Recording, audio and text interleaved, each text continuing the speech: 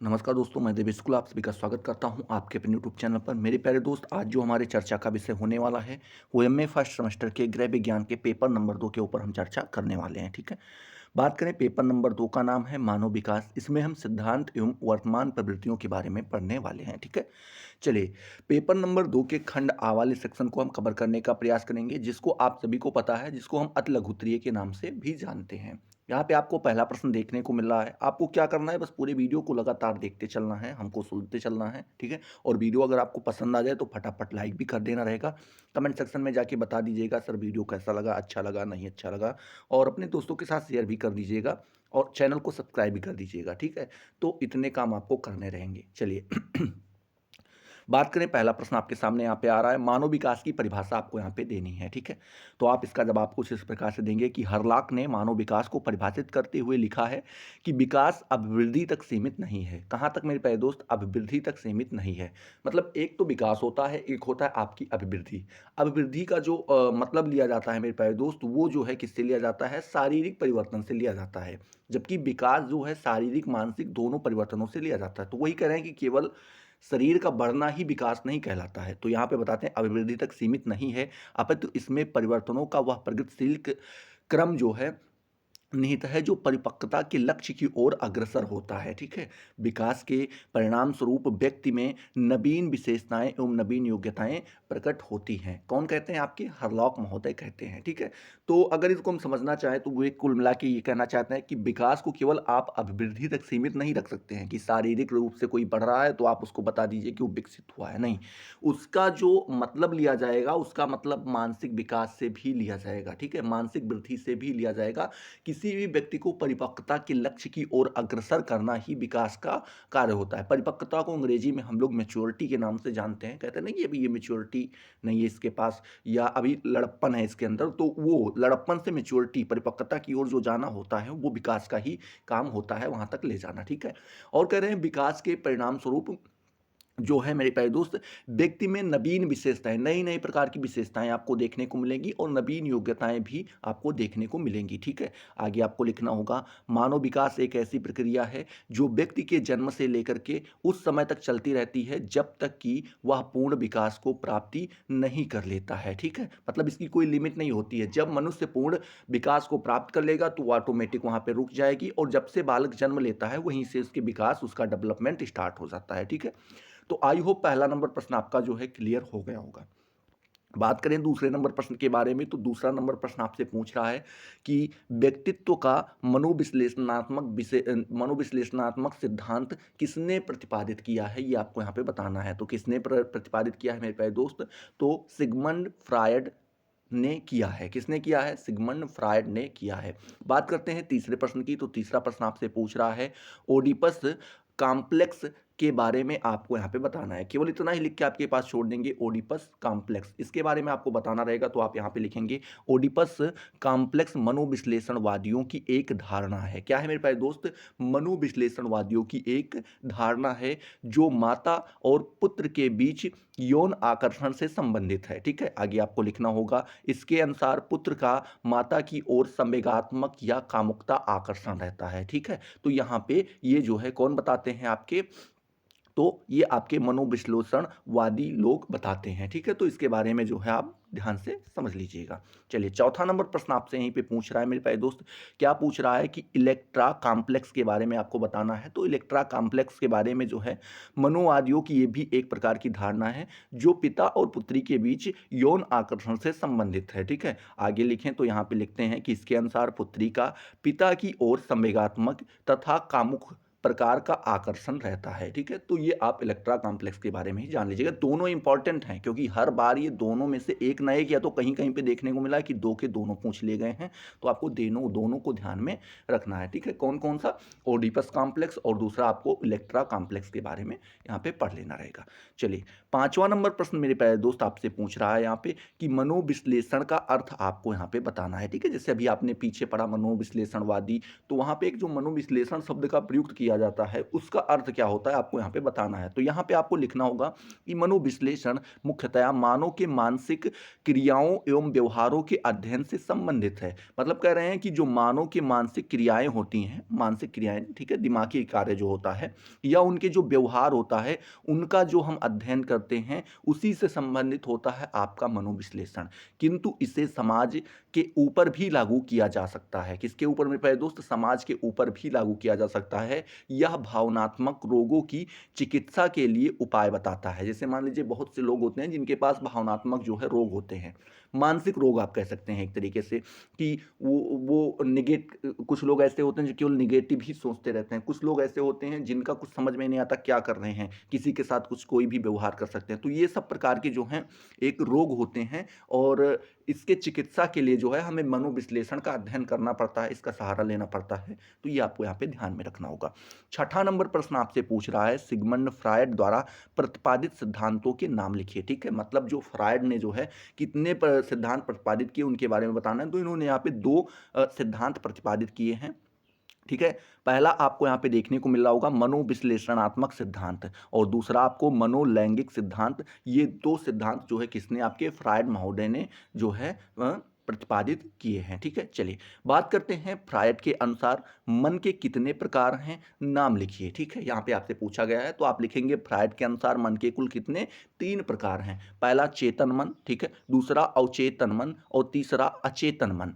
मतलब कह रहे हैं कि पहला तो चेतन मन होता है। चेतन का मतलब होता है जागृत मन होता है, जिसमें आप सब कुछ समझ रहे हैं, देख रहे हैं, महसूस कर रहे हैं, वो चेतन मन होता है। दूसरा अवचेतन, अवचेतन मन कुछ इस प्रकार से होता है कि ना तो आप जाग ही रहे हैं ना ही आप सो ही रहे हैं, एक बीच का सिस्टम होता है। उसमें आप सुन भी रहे हैं लेकिन उस पर आप कोई क्रिया प्रतिक्रिया नहीं कर पा रहे हैं, समझ भी रहे हैं लेकिन आप कोई क्रिया प्रतिक्रिया नहीं कर पा रहे हैं, वो आपका अवचेतन मन होता है। और एक होता है अचेतन मन, वो बेहोशी की हालत में होता है। ठीक है, तो उन्होंने मन की ये 3 प्रकार की स्थितियां बताई हैं। ठीक है, ये 3 प्रकार मन के बताए हैं। किसने बताया? आपके फ्रायड महोदय ने बताया है। ठीक है, 8वां नंबर प्रश्न आपसे यहाँ पे पूछ रहा है कि मनोलैंगिक विकास के सिद्धांत की कितनी अवस्थाएं हैं, आपको यहाँ पे नाम लिखनी है। ठीक है, तो आप यहाँ पे लिखेंगे मनोलैंगिक विकास के सिद्धांत की 5 अवस्थाएं बताई गई हैं। अभी आपने पढ़ा था ना मनोलैंगिक के बारे में, किसने बताया है? तो ये सिद्धांत फ्रायड महोदय का है, ये आपको ध्यान में रखना है। ठीक है, चलिए, तो 5 अवस्थाएं इन्होंने बताई है। पहला बताया है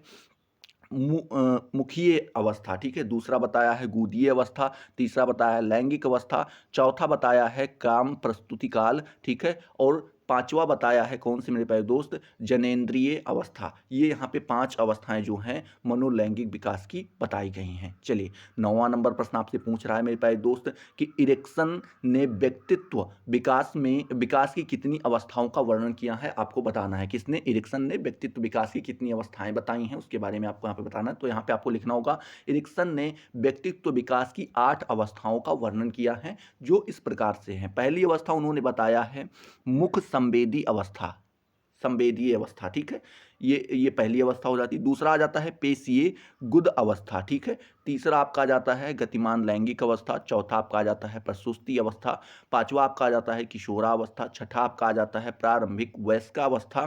ठीक है, सातवां आपका आ जाता है मेरे प्यारे दोस्त माध्यम, क्या मेरे प्यारे दोस्त? माध्यम वयस्कावस्था। ठीक है, उसके बाद 8वां आपका आ जाता है विकसित वयस्कावस्था। ये आपके 8 अवस्थाएं आ जाती हैं।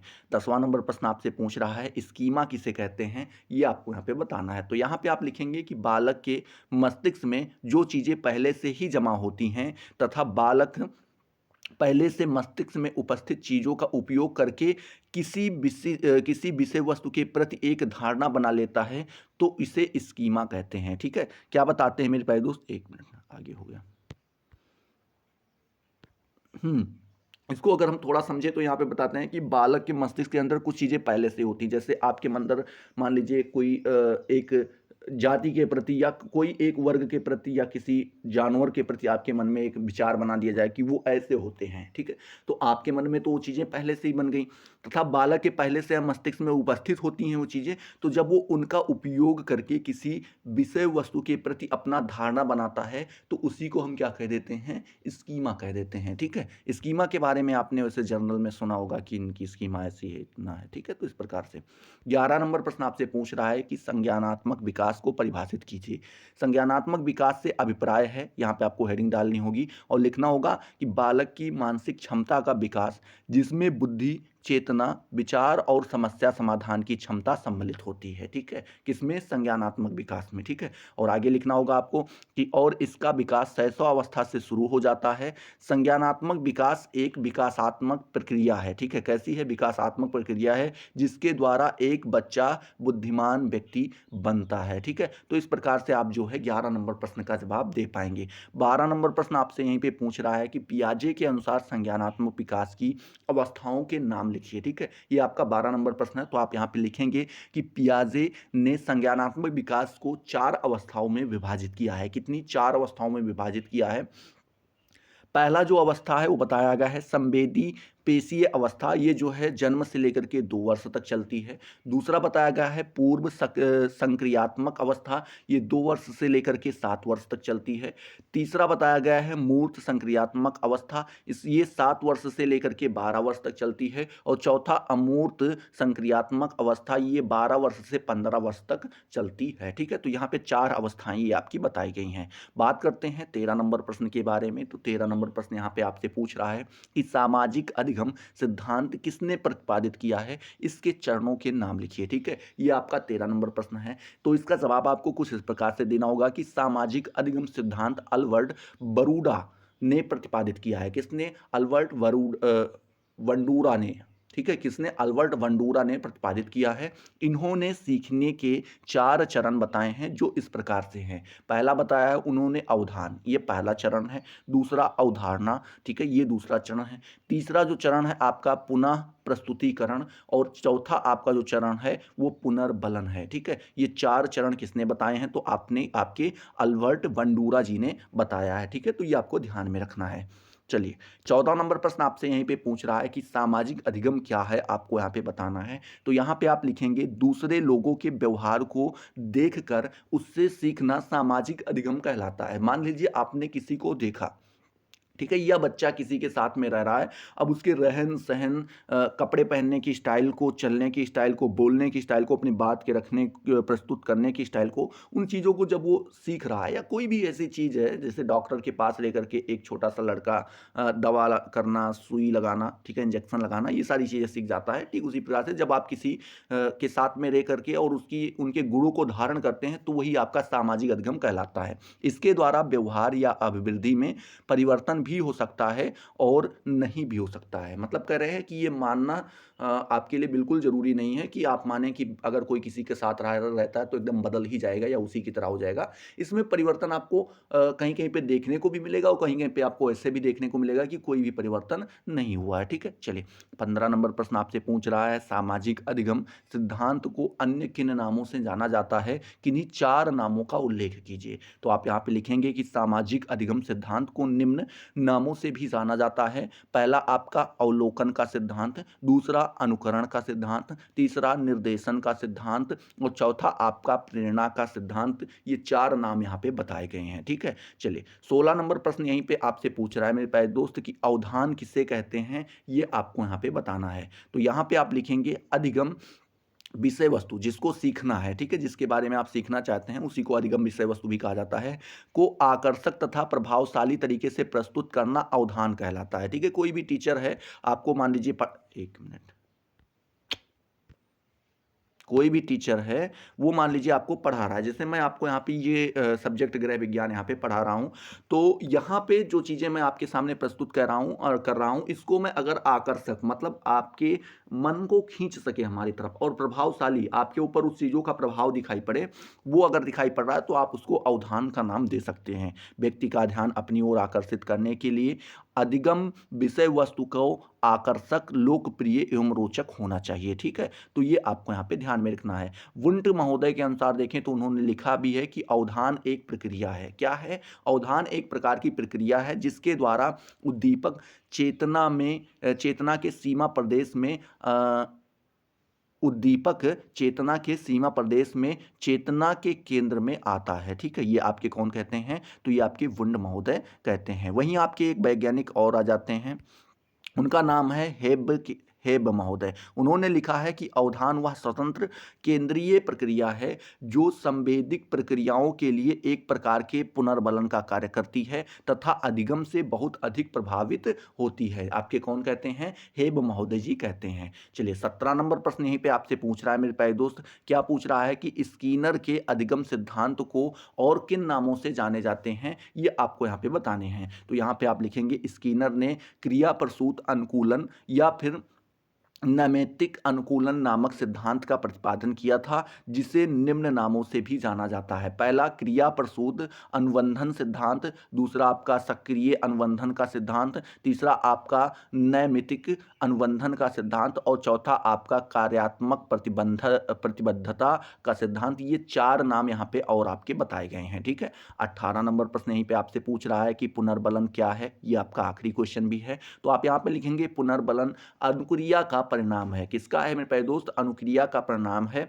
जिसके भविष्य में अनुक्रिया होने की संभावना बढ़ती है। पुनर्बलन 2 प्रकार का होता है। कितने प्रकार का होता है? 2 प्रकार का होता है। पहला धनात्मक पुनर्बलन और ऋणात्मक पुनर्बलन। ठीक है, एक पहला प्रकार है। दूसरा प्राथमिक पुनर्बलन और दूसरा जो प्राथमिक पुनर्बलन और गौण पुनर्बलन, ये आपके 2 प्रकार यहाँ पे बताए गए हैं। तो आई होप ये सारी चीज़ें आपको क्लियर हुई होंगी। अगर क्लियर हुई तो फटाफट वीडियो को लाइक करो। ऐसे यहाँ पे देखिए, जैसे ये मैं चित्र बना रहा हूँ, ऐसे देखिए वहाँ पे एक हाथ का निशान बना होगा अंगूठे वाला, उस पर आपको जाके क्लिक कर देना, लाइक हो जाएगा।